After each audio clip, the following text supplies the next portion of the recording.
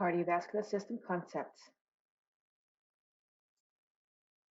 We're going to start with cardiac output, stroke volume, and heart rate and how they're interrelated. Starting with cardiac output, or Q dot. Again, the dot stands for a rate of flow, in this case, blood flow. The definition of cardiac output is the volume of blood pumped by the heart each minute. It is measured in milliliters per minute or liters per minute. Cardiac output is only determined by two things, stroke volume and heart rate. Some of the changes during acute exercise are that cardiac output increases linearly with the increase in exercise intensity. On a graph with cardiac output on the y-axis and exercise intensity on the x-axis, we would see that cardiac output increases linearly with the increase in exercise intensity, with a slight dip, but still an increase with increase in exercise intensity. With endurance training, we would see a lower cardiac output at the same submaximal workloads after training, which would mean that our cardiovascular system is more efficient now. We would also see a higher maximal cardiac output. On a graph, that would look something like this.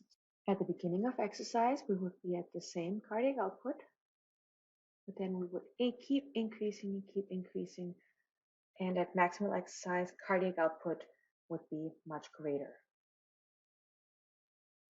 In red, we have before exercise. In green, we have after exercise training. Okay, so cardiac output is determined by stroke volume and heart rate. So let's move on to stroke volume next. Stroke volume is, by definition, the volume of blood ejected by the heart with each beat. Units are in milliliters or liters.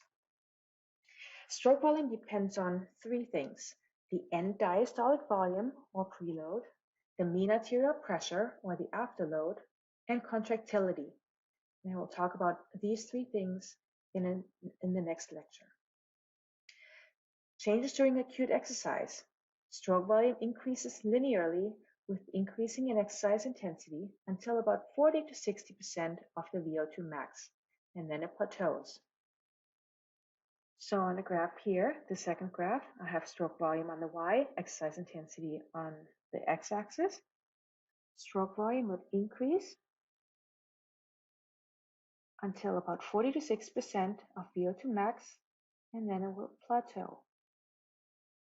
And that point right here, where the plateau starts, is why we would see that little blip, that little decreased elevation in cardiac output. Changes with endurance training are that stroke volume is increased at rest during submaximal and maximal exercise.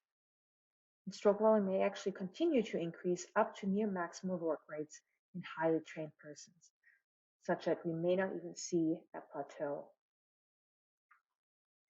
So again, on a graph, that would look like this.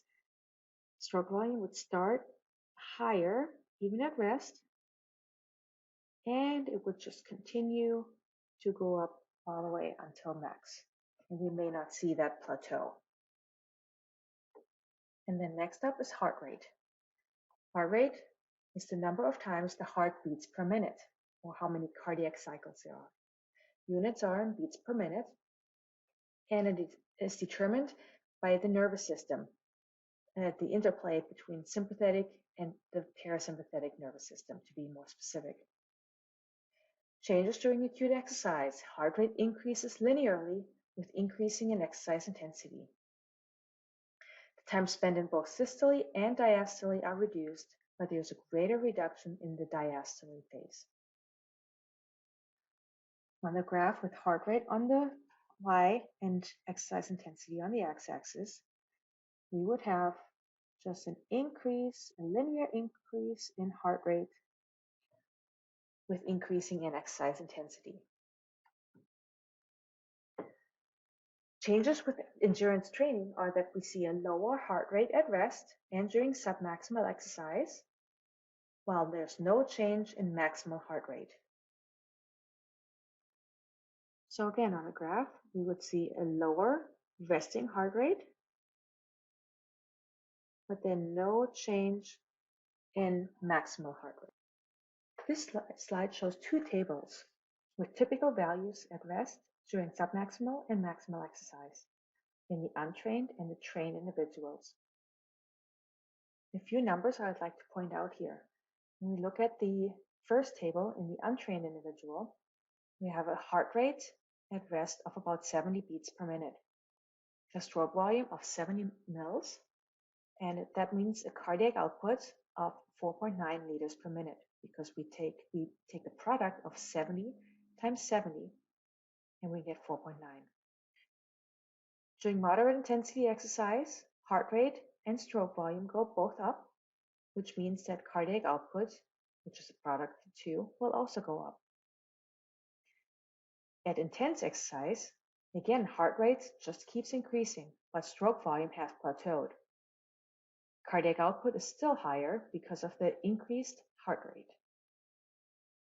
In the trained individual, you'll notice that heart rate at rest is lower than in the untrained individual, but stroke volume is higher, so that cardiac output is about the same in the trained and the untrained individual at rest.